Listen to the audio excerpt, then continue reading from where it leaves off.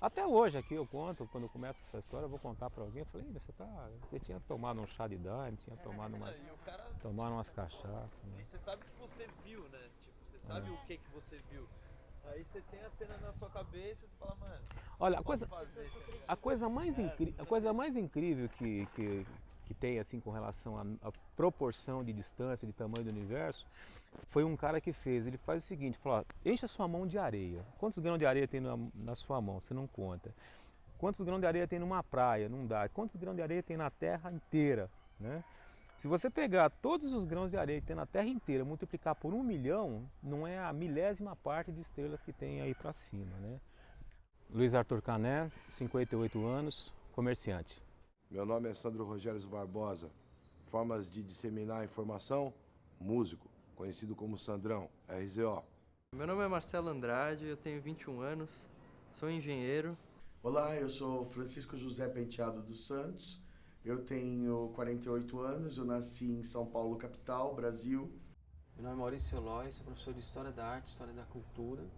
Trabalhei na área educacional por 16 anos. Atualmente eu sou proprietário de um sebo aqui em São Paulo, chamado Sebo Chama de uma Vela. Olha, como eu sou historiador e já estudei religiões de várias maneiras, principalmente através de antropologia, essa ideia de Deus cristão, eu tenho uma forma de ver muito particular. Né? Eu acredito que exista algo de sagrado, que envolve toda a nossa existência. Né? Então essa ideia de Deus, talvez esse Deus único, esse Deus que tem uma configuração paternalista, eu não me envolvo com ele, assim, não tenho esse envolvimento. Né? Mas eu tenho um envolvimento com o sagrado. Isso não quer dizer que eu sou um ateu, mas também não quer dizer que eu sou um cristão, entende? Se você vê o universo, a natureza, tudo que nós temos por aqui, com certeza isso foi criado por uma inteligência sobrenatural. Né? Os deuses são de outro planeta, porque isso já vem sendo dito em todos os outros livros. Há um segmento que segue em todas as religiões. Você vê que a gente tem aquele maravilhoso, aquela maravilhosa oração, ou aquele maravilhoso cântico, ou aquela maravilhosa reza, que é o Pai Nosso. Eu sou católico, né? Essa minha religião, ela não é muito ligada com a ufologia, mas é uma crença que eu tenho, né? Antes de mais nada, eu queria esclarecer que eu sigo a ufologia científica, né? A ufologia, ela tem dois grandes ramos, assim, se pode dizer, que é a ufologia científica e a ufologia mística. A ufologia mística, ela se confunde bastante, inclusive, com a religião. Existem muitos traços do espiritismo. Eu trabalho com ufologia numa linha que eu chamaria de mais holística, porque a ufologia, o estudo dos extraterrestres, pode ser uma coisa mais puramente científica, entendeu? Onde você tem só análise de fotos e fatos. Existe uma ufologia que a gente chama de esotérica ou mística, onde as pessoas canalizam ETs. E existe uma coisa intermediária, que é a tentativa de conciliar, vamos dizer, o fenômeno paranormal com a ufologia, considerando que os extraterrestres são, vamos dizer, 10 milhões de anos mais avançado que um ser humano.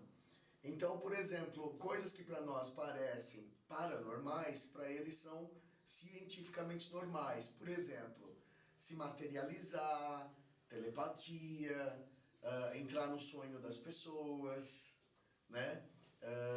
Entrar em corpos humanos e ocupar.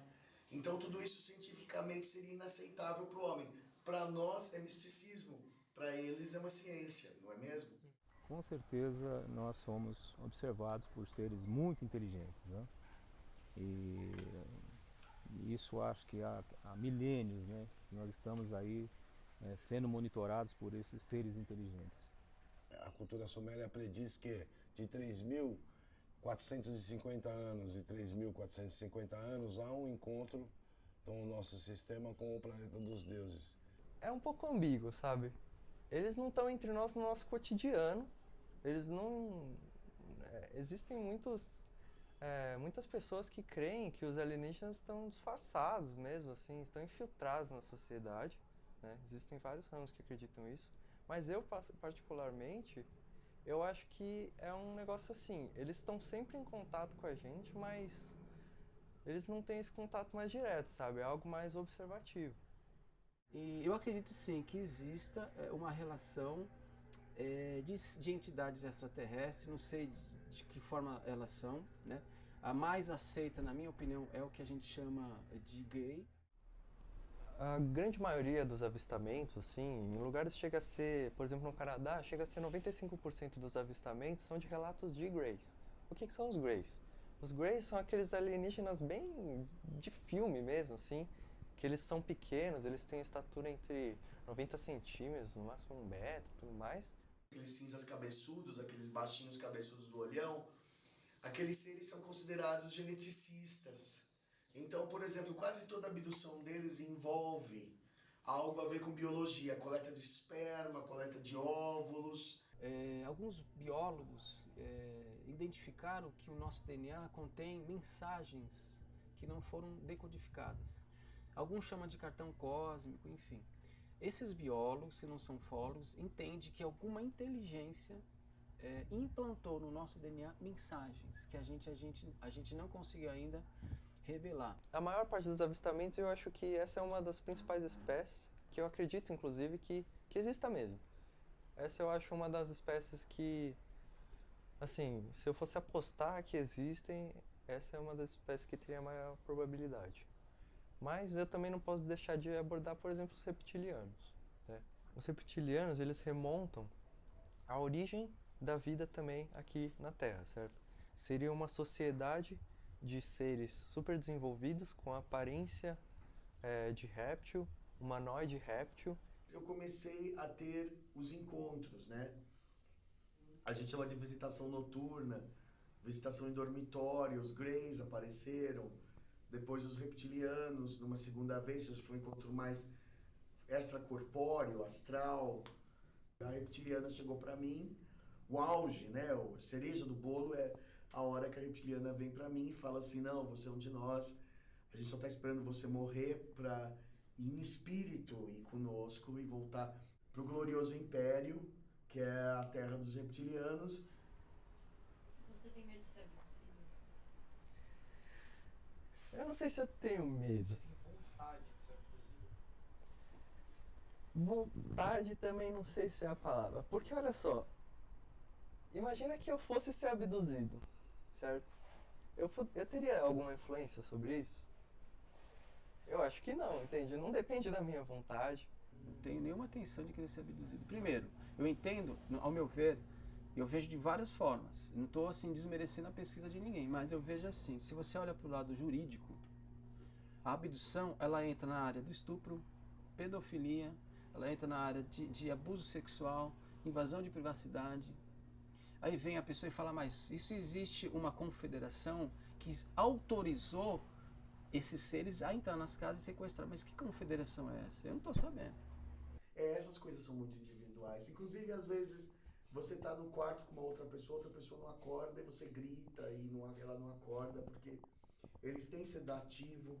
Então, por exemplo, 99% das abduções, a pessoa não lembra sem hipnose, porque eles dão o comando, que na verdade deve ser uma coisa hipnótica, falando assim, olha, você vai esquecer, tá? O que você viu. E a pessoa lembra que teve uma sensação estranha, lembra de uma presença, né? Mas é na hipnose que você abre a caixa preta.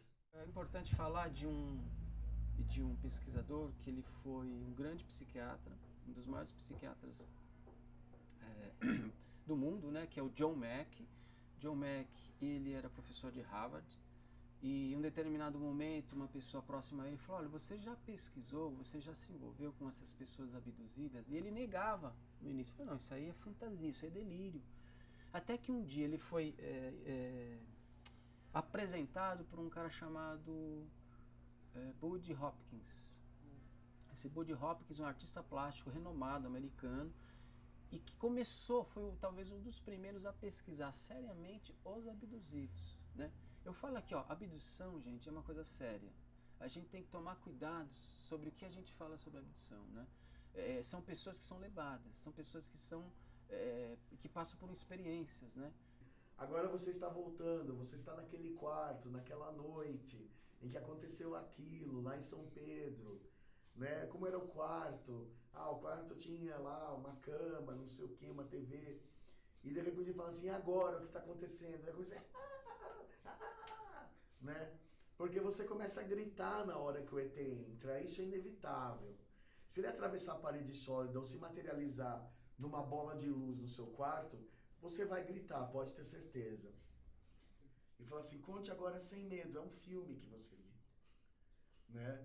Aí eu contei, eles atravessaram a parede sólida, eram 3 greys, eles estavam usando um uniforme preto, com uma faixa verde, uma valise, um era médico. Aí o médico olhou pra mim e falou assim, você sendo quem você é, você não deveria estar se importando dessa maneira. Você sendo quem você é, você deveria nos receber diferentemente. Ela falou assim, recomponha-se. Eu falo assim, tô cheio disso. Sonha que isso é um sonho. Eu acredito que eu tenho contato direto, sempre. Eu tenho contato com tudo, já. A quantidade de relato de pilotos da Força Aérea, sabe? Gente que não era, sabe, não acreditava nisso, sempre foi cético e tudo mais. De um dia pro outro, depois de uma experiência super estranha, começa a falar que existe. E aí começa a exigir, inclusive, do próprio governo, né, que se revelem mais dados sobre isso, porque ele sabe que tem mais. Nos primeiros anos que eu fazia as vigílias ufológicas, eu só vi UFO. Quer dizer que pra mim é meio banal. Aí eu, dramático, libriano é dramático. Eu fiz uma coisa, eu levantei a cabeça e eu vi uma nave em forma de forquilha e quando ele se movimentava, ele ficava um charutão. E de imediato a gente identificou como uma nave-mãe. Aí eu chamei o Marcão, que é o Marco Antônio, que não é vivo mais, ele é falecido. Ele falou, nossa, a gente já catalogou uma dessa. A gente correu no morro para fotografar. E ele estava em forma de luz. No finalzinho dessa experiência, estava eu e mais 5 pessoas. Todas as 6 pessoas viram. Tive a oportunidade, né, a felicidade de ver um OVNI, né? Eu vi um OVNI pousar num acostamento de uma rodovia, né? Eu vi no céu e vi ele pousando na rodovia, né? Isso foi quando, mano? 1983, 31 de dezembro de 1983. Você pode relatar em detalhes pra gente? Como é que foi? Claro, eu saí de São Paulo, a minha família estava toda em Minas, eu saí de São Paulo de carro. 9 horas da noite eu entrei no trevo de Oliveira. Oliveira a 150 quilômetros de Belo Horizonte, né? E eu viajando sozinho na estrada e começou vários relâmpagos, né? Eu achei que que viesse uma tempestade, né? E aí, naquela fração de segundo, eu vi relâmpagos e vi o céu estrelado também, né? Minas tem um céu estrelado muito bonito, né? E no meio de um relâmpago desse surgiu um OVNI, né? Um OVNI de forma elíptica, né? Não era muito grande. Ele acompanhou o carro por uns 200 metros e pousou no acostamento. E você disse que teve a felicidade de ver isso. Você não sentiu medo?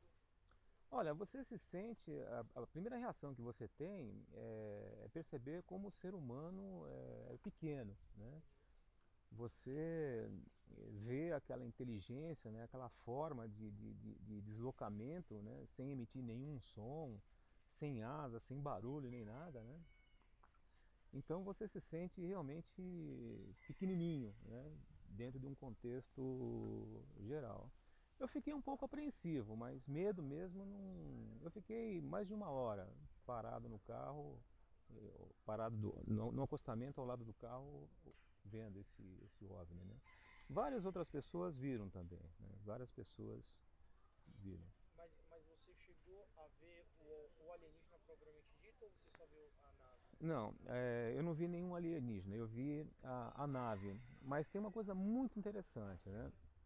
Quando eu estava parado lá, eu tive a exata impressão que havia umas esferas de luz, né, circulando o carro, passando muito próximo, né, da onde eu estava. Você perde um pouco o referencial, primeiro porque estava escuro, né, segundo pela luminosidade do objeto, né, e pelo estado emocional que você fica meio eufórico, né. E eu vi essas esferas. Passou uns 2 ou 3 meses, quando você começa a ter o processo de reflexão mais adequado, né? Eu lembrei que eu já havia visto essas esferas aqui no fundo da minha casa.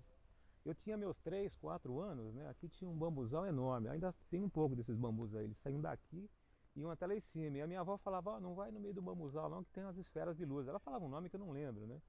E a gente era moleque, a gente tentava pegar essas esferas, né? Então você punha a mão, ela vinha para um lado, vinha para o outro, mas nunca conseguia pegar. Existe uma coisa que é chamada de o-chamado, né? Quer dizer, a pessoa tem uma tendência, desde criancinha, a gostar disso, que indica uma ligação espiritual com o assunto. Então, por exemplo, desde criancinha eu sempre gostei. Na adolescência eu participei de congressos, conheci os antigões da ufologia, conheci os Nicho Arts, conheci, entendeu? Na verdade, o fenômeno ufológico veio até mim. Eu não fui até o fenômeno ufológico. Aos 8 anos de idade, tive a oportunidade de ver um ser, um extraterrestre, né? Naquela época eu não entendia o que era. Não tive nenhum tipo de medo. Era um ser que lembra esses cinzentos, só que ele estava ele tinha um corpinho de luz e ele não clareava o ambiente onde eu estava, que era o meu quarto, né? Ele só iluminava como se aproximava de algum lugar, assim. Concorda que é algo que muda tudo? Foge totalmente à compreensão dos seres humanos?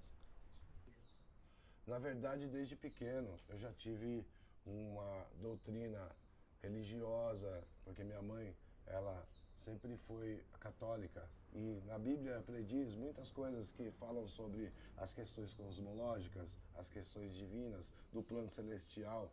E algumas pessoas têm a sua compreensão.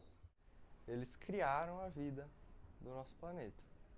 Eu acho que tudo que começou aqui é muito, muito difícil você deixar assim só pelo acaso, como grande parte da comunidade científica acredita, sabe? Eu acho que a Terra pode-se dizer que é como se fosse uma fazenda dos alienígenas, entende? A única certeza que eu tenho é que, por algum motivo, eu sei que eu vou vir de novo, né? A primeira vez eu era muito criança, não sabia exatamente o que estava acontecendo. Na segunda, eu não fiz essa associação, né? De ver aquela sonda com o que eu havia visto quando era criança. Se eu ver a próxima vez, eu vou bater na porta e falar, deixa eu entrar, quero ver o que tem aí dentro.